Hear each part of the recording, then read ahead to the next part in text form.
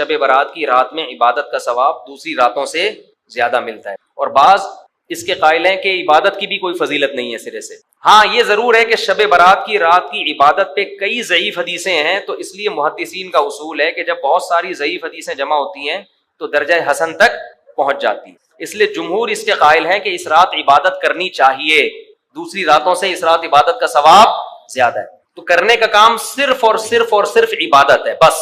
قبرستان کے بارے میں حدیث صحیح نہیں ہے، اگر فرض کر لو ہے صحیح تو پوری زندگی نبی ایک بار قبرستان گئے ہیں اور آپ ہر سال جاتے ہو، پھر نبی اکیلے گئے ہیں چپکے سے رات کے اندھیرے میں، آپ جتھے بنا کے جاتے ہو، اور اندھیرے نہیں وہاں لائٹنگ ہوتی ہے، تو یہ سنت تھوڑی ہے، تو خلاف سنت ہو گیا نا۔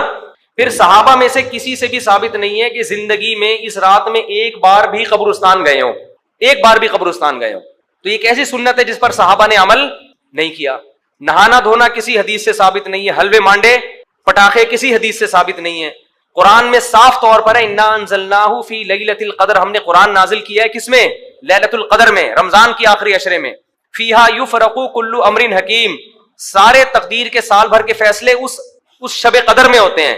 تو اتنی واضح قرآن کی آیتیں موجود ہیں، تو شب برات کے بارے میں ایسی روایتیں موجود نہیں ہیں، سمجھتے ہو؟ اس لیے بعض ائمہ اس کے قائل ہے کہ بعض رافضیوں نے، بعض لوگوں نے لیلۃ القدر جو ہے نا رمضان کے آخری عشرے میں ہوتی ہے، اس رات کی ویلیو کو گھٹانے کے لیے اس کی اہمیت بڑھائی ہے، تاکہ اس رات کی ویلیو کیا ہو جائے؟ کم ہو جائے۔ تو اس کے مقابلے میں اس رات کو لا کے کھڑا کر دیا۔ جو سارے فضائل لیلۃ القدر کے تھے وہ کہاں چسپا کر دیے؟ 15 شعبان۔ قرآن کہہ رہے واضح طور پہ ہم نے لیلۃ القدر میں قرآن نازل کیا۔ شب برات والے کیا کہتے ہیں؟ 15 شعبان کو نازل کیا، وہ کہتے ہیں اس میں بھی کیا، اس میں بھی کیا، پھر تعویلات کی جاتی ہیں۔ لیکن ایک بات قرآن اتنے واضح انداز میں بیان کر رہے ہیں، تو جو فضیلت جس رات کو حاصل ہے وہ اسی رات کو دینی چاہیے۔ تو 15 شعبان کو صرف اتنا اگر کرنا ہے تو صرف انفرادی طور پر عبادت کی جائے، اس کا بھی کوئی مخصوص طریقہ نہیں ہے۔ تو باقی یہ قبرستان والی جانے والی بات بھی کمزور ہے، اور اس رات میں فیصلوں والی اور حلوے مانڈے اور تہوار تو رات کو اسلام میں ہوتے ہی نہیں ہیں، اسلامی تہوار تو دن میں ہوتے ہیں، خوشی دن میں منائی جاتی ہے۔ اسلام میں راتیں عبادت یا نیند کی ہیں، خوشیوں کی راتیں نہیں ہوتی، چراغا نہیں ہوتا۔ عید الفطر دن میں ہے نا، عید الاضحیٰ بھی کب ہے؟ دن میں ہے۔ جمعے کی نماز بھی کب ہے؟ دن میں ہے، جس میں کراؤڈ ہوتا ہے، جس میں نہا دھو کے ہم آتے ہیں، ساری دن کی اعمال ہیں، یہ رات کے نہیں ہے، رات سونے کے لیے ہے، آرام کرنے کے لیے یا عبادت کرنے کے لیے۔ سمجھتے ہو کہ نہیں سمجھتے؟ صلاۃ و تسبیح کی جماعت بھی بدعت ہے، پڑھنی ہے انفرادی طور پہ پڑھیں، ٹھیک ہے، جماعت صلاۃ و تسبیح کی جائز نہیں ہے۔ تو یہ اور پتہ نہیں کیا کیا لوگ کر رہے ہیں شب برات میں، انٹرٹینمنٹ کا ذریعہ بنایا ہوا ایک تفریح۔ 15 شعبان کی جو رات ہے اور 15 شعبان کا روزہ، اس کے حوالے سے بہت زیادہ لوگ سوال پوچھ رہے ہیں، تو میں نے ارادہ کیا میں ایک پورا کلپ ریکارڈ کروا دوں۔ اس میں جو بھی میری ٹوٹی پھوٹی تحقیق ہے، جو میں نے احادیث دیکھی اس بارے میں، اور جو علماء کے اقوال دیکھے، اور جتنا میں اس کی ریسرچ کر سکا ہوں، اس کا ایک خلاصہ آپ کے سامنے رکھ دوں۔ اگر میں وہ تمام احادیث آپ کو پڑھ کی سناؤں، پھر ایک ایک کی سند پڑھوں، پھر ایک ایک کی سند پہ بحث کروں، تو وہ بات بہت ہو جائے گی لمبی اور کلپ بہت طویل ہو جائے گا۔ تو ایک خلاصے کے طور پر پوری جو ایک تحقیق ہے وہ میں آپ کے سامنے رکھنا چاہتا ہوں۔ تو 15 شعبان کی جو رات ہے جس کو شب برات کہا جاتا ہے، اس کا نام شب برات کسی بھی حدیث سے ثابت نہیں ہے، اس لیے عرب اس کو اکثر لیلۃ النصف من شعبان کہتے ہیں، کہ شعبان کے جو نصف ہے اس کی رات۔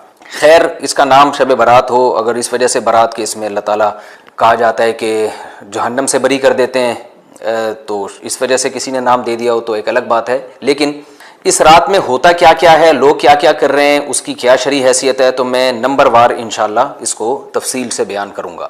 کچھ چیزیں تو ایسی ہیں جو بالکل ہی غیر ثابت ہیں، ان میں اس رات میں مٹھائی، حلوہ یا مختلف قسم کے حلوے پکا کے لوگوں میں بانٹنا، اور اس رات میں نہا دھو کے تیار ہونا، یہ اچھے کپڑے پہننا، ان دو چیزوں کو پہلے میں انشاءاللہ بیان کروں گا۔ دیکھیے اسلام میں راتوں کے تہوار کا کوئی تصور نہیں ہے۔ اسلام میں جتنے بھی تہوار ہیں وہ دن کی روشنی میں ہیں۔ عید الفطر، عید الاضحیٰ، یہ ہمارے دو تہوار ہیں جس میں ہم سیلیبریٹ کرتے ہیں ایک دوسرے کو، یہ دن کی روشنی میں ہمیں بتائے گئے ہیں۔ غیر مسلموں کے تہوار رات کو ہوتے ہیں، جیسے عیسائیوں کے تہوار کرسمس آپ دیکھیں رات کو ہوتا ہے۔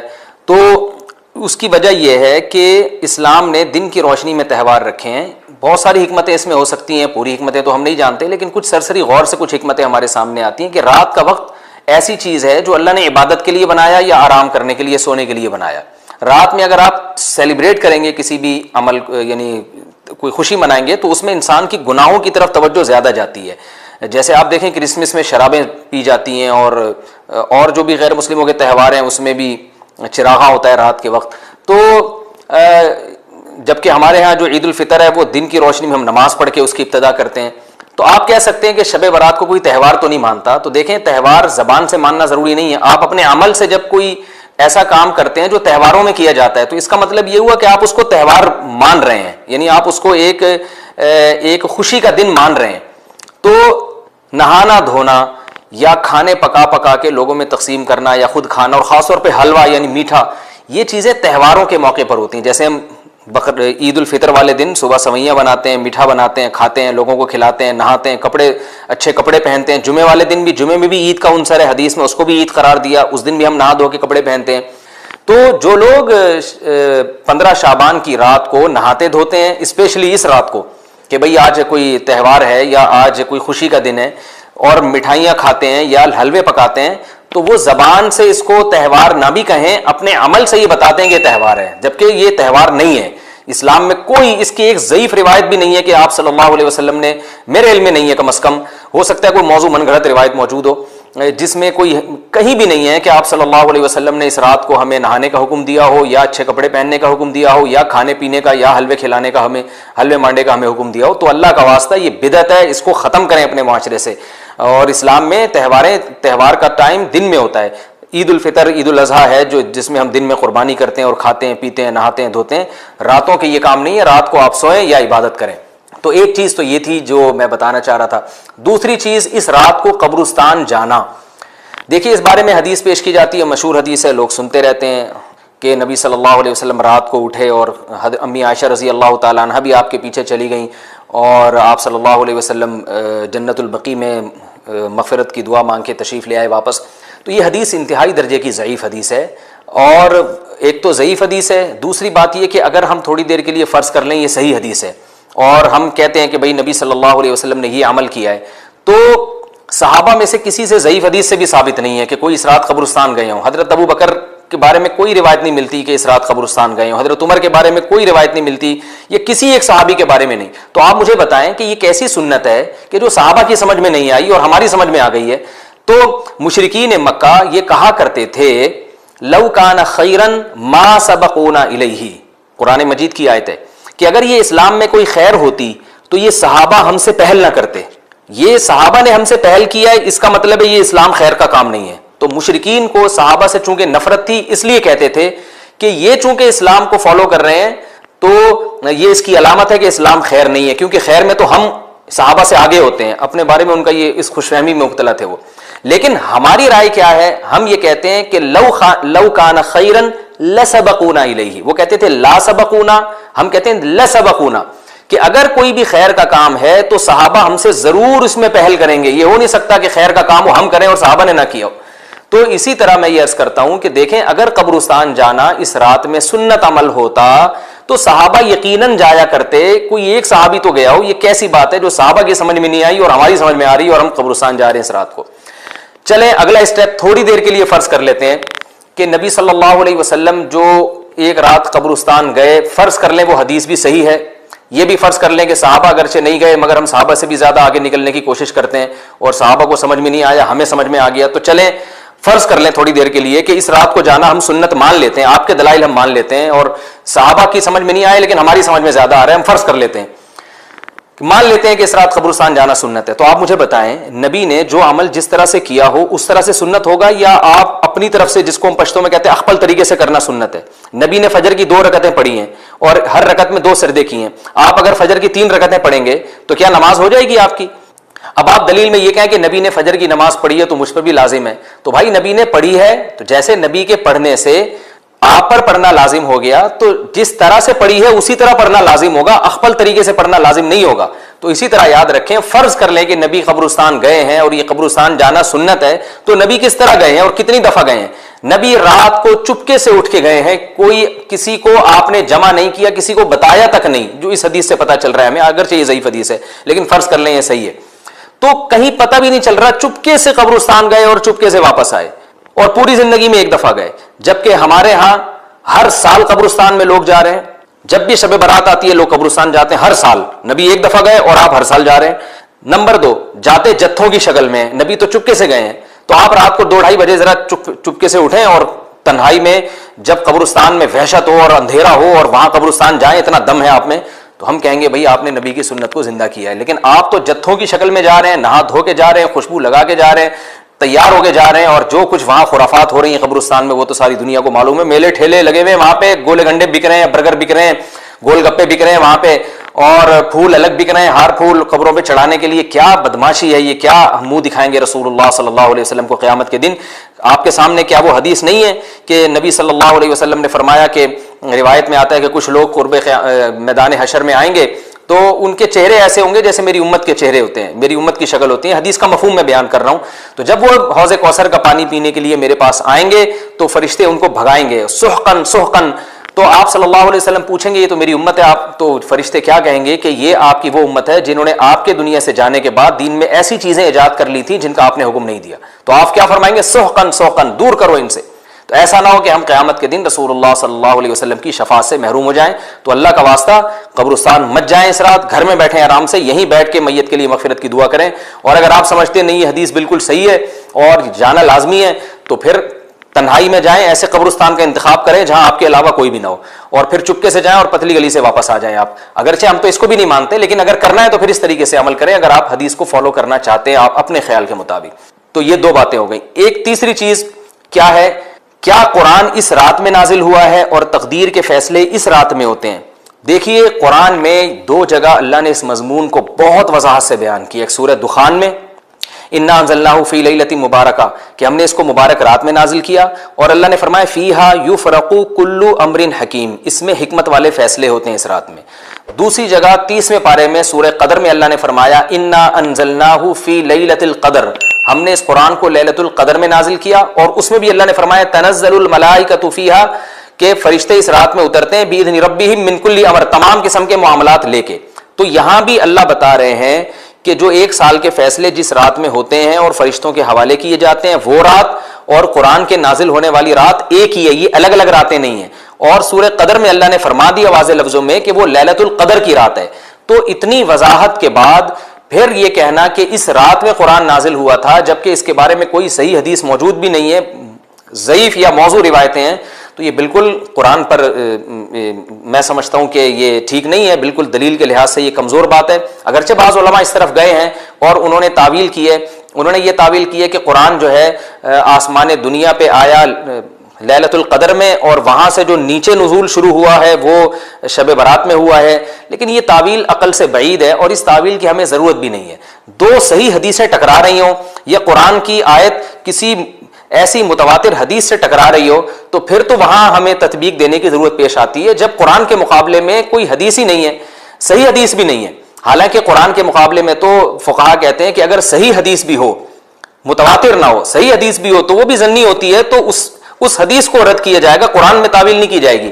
لیکن یہاں تو صحیح حدیث بھی نہیں ہے, یہاں تو ایک ضعیف روایت ہے اور ضعیف اقوال ہیں, آپ اس کو کیسے قرآن کے مقابلے میں لا سکتے ہیں؟ تو جو بالکل بے غبار بات ہے وہ یہی ہے کہ اللہ تعالیٰ نے قرآن مجید کو لیلۃ القدر میں نازل کیا جو رمضان کے آخری عشرے میں ہوتی ہے, اور اسی لیلۃ القدر میں فیصلے بھی ہوتے ہیں.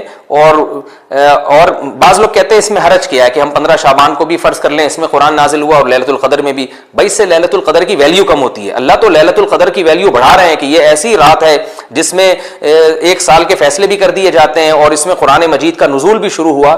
تو جس رات کو اللہ نے جو پروٹوکول دیا ہے وہی پروٹوکول اس کو دینا چاہیے, آپ اس کو کسی اور رات کو نہ دیں وہ پروٹوکول. تو یہ تیسرا مسئلہ ہوا. پہلا مسئلہ حلوے مانڈے کا اور نہانے دھونے کا, وہ بھی غلط ہے. دوسرا مسئلہ قبرستان جانے کا, وہ بھی ٹھیک نہیں ہے.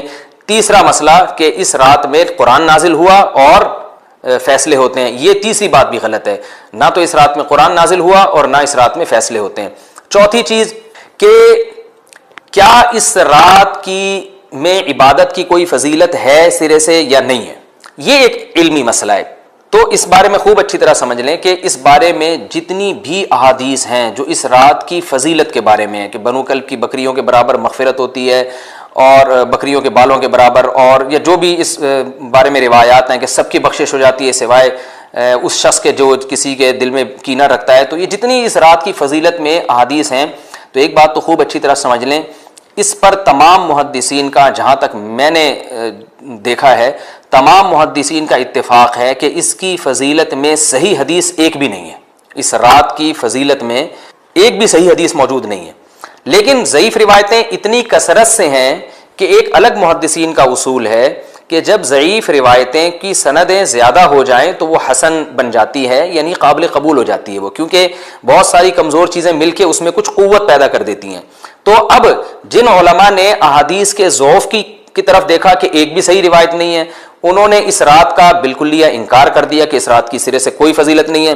لیکن جن علماء نے اصول حدیث کی طرف دیکھا اور فقہ کے ایک اصول کی طرف دیکھا کہ کثرت روایات درجہ حسن تک پہنچ جاتی ہیں ضعیف روایات، تو انہوں نے کہا کہ بالکل اس رات کی فضیلت کا انکار ہی سرے سے کر دینا یہ غلط ہے۔ تو جمہور اس طرف گئے ہیں کہ اس رات کی فضیلت کا بالکلیہ انکار کر دینا یا اس کی عبادت کی فضیلت کا بالکلیہ انکار کر دینا یہ ٹھیک نہیں ہے۔ لیکن کچھ علماء، وہ بھی بڑے محقق علماء ہیں، وہ اس طرف گئے ہیں کہ اس رات کی سرے سے کوئی فضیلت اسلام میں ہے ہی نہیں۔ اب میں دونوں طرف کے علماء کا کچھ تھوڑا سا تجزیہ پیش کرتا ہوں۔ تو جو علماء یہ کہتے ہیں کہ اس رات کی فضیلت ہے اور فضیلت میں کثرت سے روایات ہیں اور اس میں بڑے بڑے علماء داخل ہیں، امام شافعی رحمہ اللہ تعالی جیسے مجتہد بھی ہیں جو اس رات کی فضیلت کے قائل ہیں۔ باقی ائمہ سے مجھے جو ہے نا امام ابو حنیفہ سے کچھ نہیں ملا اس رات کی فضیلت کے بارے میں، اور امام احمد ابن حنبل سے بھی مختلف روایات ملی ہیں، اس لیے میں جزم سے کسی اور امام کے بارے میں نہیں کہہ سکتا۔ لیکن امام شافعی سے بہرحال اس کی فضیلت صراحتاً منقول ہے، اگرچہ انہوں نے بھی اعتراف کیا ہے کہ اس کی روایات کے بارے میں جتنی اس بارے میں روایات ہیں وہ ضعیف ہیں، لیکن وہی ایک اصول ہے کہ جب ضعیف روایات بہت کثرت سے ہوتی ہیں تو درجہ حسن تک پہنچ جاتی ہیں۔ تو اس اصول کے تحت جمہور اس کے قائل ہیں کہ اس رات میں عبادت اگر ہم کرتے ہیں تو دوسری راتوں کی نسبت ہمیں ثواب زیادہ ملتا ہے۔ لیکن جو بعض دوسرے علماء جو بالکل ہی اس رات کی فضیلت کے منکر ہیں، ان کے دلائل میں یہ ہے کہ یہ بات اگرچہ درست ہے کہ اگر ضعیف روایات کثرت سے ہوں تو وہ درجہ حسن تک پہنچ جاتی ہیں، لیکن وہ کہتے ہیں کہ کچھ قرائن ایسے ہیں جن قرائن سے پتہ چلتا ہے کہ جو ہے ان قرائن کو اگر سامنے رکھا جائے تو وہ ان کی رائے یہ ہے کہ پھر ان کا خیال یہ ہے کہ ان کا رجحان اس طرف ہے کہ اس رات کی سرے سے کوئی فضیلت نہیں ہے۔ ان قرائن میں ایک چیز یہ بھی ہے کہ اس کے بارے میں جو روایات ہیں ان میں بہت زیادہ ثواب کی بشارت سنائی گئی ہے۔ تو بعض محدثین کا یہ اصول ہے کہ کسی رات کے بارے میں یا کسی خاص عمل کے بارے میں بہت زیادہ کہیں غلو ہوتا ہے یا مبالغہ ہوتا ہے، غلو تو نہیں کہہ سکتے، تو یہ خود ایک اس طرف اشارہ ہوتا ہے کہ یہ ایک ضعف ہے، اگرچہ یہ کوئی اتنی مضبوط بات نہیں ہے۔ لیکن بہرحال جو علماء اس کی فضیلت کے بالکل منکر ہیں ان کی ایک دلیل میں آپ کے سامنے پیش کر رہا ہوں۔ دوسری بات یہ ہے کہ جو علماء اس کی فضیلت کے بالکل بھی قائل نہیں ہیں ان کی ایک بڑی دلیل یہ بھی ہے، جن میں ہمارے شیخ حضرت مفتی رشید احمد صاحب رحمہ اللہ تعالیٰ بھی تھے، اگرچہ انہوں نے اس بارے میں کوئی صراحتاً فتویٰ نہیں دیا، لیکن وہ یہ اشکال ظاہر کیا کرتے تھے کہ شریعت میں جب بھی کسی وقت کی یا کسی خاص رات کی کوئی فضیلت آتی ہے تو اللہ تعالیٰ اس کو جو ہے وہ اس کا صحیح ٹائم نہیں بتاتے بلکہ اس میں اختلاف ڈال دیتے ہیں۔ اس کی مثال ایسے جیسے جمعے کے دن حدیث میں آتا ہے کہ ایک وقت جمعے میں ایسا آتا ہے جس میں دعا لازمی قبول ہوتی ہے، اب ظاہر ہے وہ بڑا فضیلت کا وقت ہے، تو وہ وقت ہمیں متعین طور پہ بتایا نہیں گیا ہے، اس لیے علماء کا اس میں اختلاف ہوا، بعض نے کہا عصر کے بعد، بعض نے کہا کہ 2 خطبوں کے درمیان۔ لیلۃ القدر کو دیکھ لیں، لیلۃ القدر کی فضیلت میں قرآن بھی ہے، بہت ساری احادیث ہیں، لیکن لیلۃ القدر کی رات ہے کون سی یہ اللہ نے اس میں ابہام ڈال دیا۔ طاق راتوں میں 21 بھی ہو سکتی ہے، 23 بھی ہو سکتی ہے، بعض بلکہ حدیث سے 22ویں رات کا بھی ہونا ثابت ہے، زیادہ امکان 27ویں رات کا ہوتا ہے، تو وہ متعین نہیں ہے۔ تو جو علماء کہتے ہیں اس کی سرے سے کوئی فضیلت ہی نہیں ہے، ان کا رجحان وہ ان کی ایک یوں سمجھیں کہ دلیل تو نہیں لیکن ایک استئناس کہتے ہیں اس کو، کہ اس سے ان کے اس نظریے کو تقویت ملتی ہے کہ اگر یہ اس کی اتنی زیادہ فضیلت ہے تو اس کی تعیین میں اختلاف بالکل بھی نہیں ہے، تو یہ وہ کہتے ہیں کہ یہ مزاج شریعت کے خلاف ہے۔ اور تعیین میں اختلاف ہوتا کیوں ہے؟ علماء نے بیان کیا اگر لیلۃ القدر کو متعین طور پہ بیان کر دیا جاتا ہے نا کہ یہی لیلۃ القدر ہے تو بہت ساری اس میں جو ہے نا حکمتیں فوت ہو جاتی، جن میں ایک یہ بھی کہ اس رات میں جہاں عبادت کا ثواب بہت ہے گناہ کا عذاب بھی بہت ہے، پھر اگر اس رات میں کوئی گناہ کرتا تو وہ اللہ کے عذاب سے نہ بچ پاتا، کیونکہ وہ اللہ متعین کر دیا کہ یہ لیلۃ القدر ہے، تو کیسے تم اس میں گناہ کر رہے ہو؟ اب معاملہ اللہ نے مبہم رکھ دیا کہ بھئی یہ بھی ہو سکتی ہے تو اگلے دن بھی ہو سکتی ہے۔ اور ایک فائدہ یہ بھی اس میں رکھا متعین نہ کرنے میں کہ لیلۃ القدر انہی کو ملے جو تلاش کریں، جو پورا عشرہ جاگیں گے ان کو لیلۃ القدر ملے گی۔ اگر اللہ اسپیسیفک دن بتا دیتا کہ 21ویں ہے، 23ویں ہے یا 25ویں ہے یا 22ویں ہے تو بہت سارے لوگوں کو لیلۃ القدر مل جاتی ہے. تو اللہ نے جو مبہم رکھا ہے نا, تو ایک رات کی فضیلت اللہ نے بڑھا دی, مگر اس کی تعیین میں ابہام پیدا کر دیا تاکہ جو پورا عشرہ جاگے گا اسی کو لیلۃ القدر ملے گی, اس کے علاوہ ہر آدمی کو نہ ملے. وہ ایک اللہ کی ایک حکمت ہو سکتی ہے اس میں. تو یہ دو حکمتیں ہیں کہ اس میں گناہ اگر کوئی کرے تو اس پر عذاب نہ آ جائے, کیونکہ اگر متعین کر دیا جائے گا تو پھر گناہ کیسے تم کر رہے ہو اس رات میں. تو اللہ نے اس میں بھی ابہام پیدا کر دیا. جو گناہ کرنے والا ہے اگرچہ وہ بڑا گناہ گار ہے اس رات میں, چاہے وہ رمضان کا آخری عشرے میں کسی رات میں بھی گناہ کرتا ہے, لیکن کم از کم اتنا عذر تو ہے کہ اس کو کیا پتا تھا کہ یہ آج لیلۃ القدر ہوگی. تو جو 15 شعبان کی رات ہے اس کی بہت زیادہ فضیلت ہے. تو پھر یہ رات کو متعین کیوں کر دیا گیا, یہ ان علماء کی دلیل میں بیان کر رہا ہوں جو اس کی فضیلت کے بالکل بھی قائل نہیں ہیں. لیکن بہرحال حقیقت یہ ہے کہ جمہور علماء اس کی فضیلت کے قائل ہیں, کیونکہ یہ جو میں نے دلائل دیے کہ وہ علماء جو اس کی فضیلت کے سرے سے منکر ہیں, ان کے یہ دلائل کو ہم دلیل نہیں کہیں گے بلکہ استئناس کہیں گے. کہ استئناس کہتے ہیں کہ ایک چیز استدلال نہیں ہے بلکہ ان اپنے نظریے کی تقویت کے طور پر ایک چیز کو پیش کر دینا جس سے یہ لگتا ہو کہ واقعی یہ صحیح کہہ رہے ہیں. اس کو استئناس کہتے ہیں, میں جو آسان لفظوں میں سمجھانے کی کوشش کر رہا ہوں. اور ایک استدلال کہتے ہیں کہ ایک ریسرچ کو, ایک پوری تحقیق کو. تو جمہور کا مذہب ایک اصول پر مبنی ہے کہ بھئی اتنی ساری روایات ہیں اور ضعیف ہیں, ان میں ٹھیک ہے کچھ موضوع بھی ہیں لیکن بہت ساری ایسی ہیں جو موضوع بھی نہیں ہیں. تو ضعیف روایات ہیں جب اتنی کثرت سے ہیں اور اس میں ہے بھی عبادت کا تذکرہ, تو عبادت کرنے میں کوئی حرج بھی نہیں ہے. تو لہذا انہوں نے اس کو جو ہے نا اس کو دلیل بنایا ہے, اور اصول کے لحاظ سے یہ بات درست ہے. تو اس اصول کو اگر کوئی فالو کرنا چاہے تو اس رات کی عبادت اس کے لیے بالکل ٹھیک ہے, اور اللہ کی رحمت سے امید ہے کہ اس میں اس کو ثواب زیادہ ملے گا. تو جمہور ایک طرف ہیں اور بعض علماء دوسری طرف ہیں. تو یہ میں نے صرف اس لیے بیان کر دیا کہ اس رات کی فضیلت میں اتفاق نہیں ہے بلکہ مختلف فی ہے, مجتہد فی ہے, اختلاف رائے اس میں ہو سکتا ہے. تو اگر کوئی عالم اس رات کی فضیلت کا بالکلیہ انکار کرے اور ان علماء کا بھی احترام کرے جو اس رات کی فضیلت کے قائل ہیں, تو پھر اس عالم پر رد کرنے کا حق نہیں ہے. دوبارہ میں اپنی بات کو ریپیٹ کرتا ہوں, اگر کوئی عالم یہ کہے کہ اس رات کی سرے سے کوئی فضیلت نہیں ہے تو اس عالم پر طعن و تشنیع جائز نہیں ہے, کیونکہ ان کے بھی کچھ نہ کچھ استدلالات ہیں. ہاں اگر کوئی عالم اس رات کی فضیلت کا انکار کر کے جمہور کے مذہب کو بالکل غلط قرار دیں اور اس عمل کو یہاں اس رات کی عبادت کو بالکل بدعت قرار دیں, اور جو اس رات میں عبادت کر رہے ہیں یا اس کی فضیلت کے قائل ہیں ان کو بدعتی قرار دیں, تو یہ غلو ہو جائے گا, یہ زیادتی ہو جائے گی, جو کہ بالکل غلط ہے. کیونکہ جب دونوں طرف دلائل ہیں تو اعتدال والی رائے اختیار کرنی چاہیے, اور کسی ایک طرف بہت زیادہ جھکاؤ یا کسی ایک کو 100% غلط قرار دے دینا, بدعتی قرار دے دینا, یہ درست نہیں ہے. جو ہماری قوم میں ایک مزاج ہے کہ بس اپنی رائے کو مسلط کرتے ہیں اور دوسرے کی رائے کو مانتے ہی نہیں. تو عوام کے لیے کیا ہے, لوگ کہتے ہیں مفتی صاحب کنفیوز کر دیا آپ نے, تو لٹکا کے چھوڑ دیا ہمیں.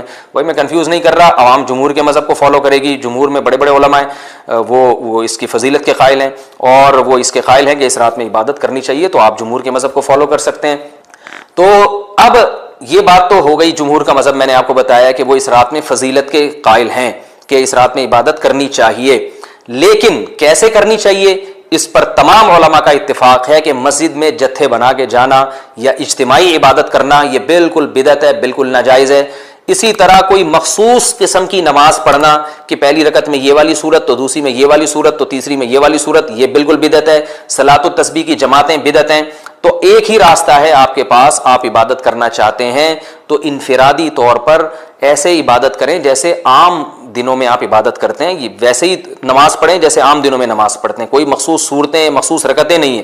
جتنی اللہ توفیق دے, تنہائی میں آپ 2 رکعتیں, تہجد کی 4 رکعتیں, 6 رکعتیں, 8 رکعتیں, 16 رکعتیں, جتنی اللہ توفیق دے آپ رات کو کھڑے ہو کر انفرادی نماز پڑھیں. دعائیں مانگیں اللہ تعالیٰ سے, قرآن کی تلاوت کریں, تسبیحات کریں. جتھے نہ بنائیں مسجد میں, چراغاں نہ کریں, بتیاں نہ لگائیں, قبرستانوں پہ رش نہ کریں. یہ سب ناجائز اور سب حرام ہے, گناہ ہے, اس کا اسلام میں کوئی تصور نہیں. کرنا ہے تو صرف ایک کام آپ کر سکتے ہیں کہ صرف عبادت کریں, اور اللہ کی رحمت سے امید کی جا سکتی ہے کہ اللہ تعالیٰ اس رات میں آپ کو عبادت کا دوسری راتوں کی نسبت ثواب عطا فرمائے گا. کیونکہ آپ اگر جمہور علماء کو فالو کر رہے ہیں تو ہمیں یعنی جن کے پاس علم نہیں ہے تو ان کو علماء ہی کو فالو کرنے کا اللہ نے حکم دیا ہے. تو آپ جمہور علماء کی رائے پر عمل کرتے ہوئے اگر عبادت کرنا چاہیں تو اللہ کی رحمت سے امید ہے کہ انشاءاللہ آپ کو ثواب ملے گا. لیکن عبادت کا کوئی مخصوص طریقہ ہرگز نہیں ہے. پمفلیٹ بٹ رہے ہوتے ہیں کہ یہ والی صورت پڑھنے سے یہ ہو جائے گا, تو یہ والی صورت پڑھنے سے یہ ہو جائے گا, یہ بالکل غلط ہے. تو انفرادی عبادت ہوگی اور ایسے ہی عبادت کا طریقہ ہوگا جیسے پورے سال ہوتا ہے. نماز اسی طرح پڑھی جائے گی جیسے پورے سال پڑھی جاتی ہے, دعائیں مانگی جائیں گی. اپنے طور پر اجتماعی سطح پہ کوئی عمل نہ کیا جائے. اللہ تعالیٰ سے دعا ہے کہ اللہ تعالیٰ ہمیں سمجھنے کی, عمل کرنے کی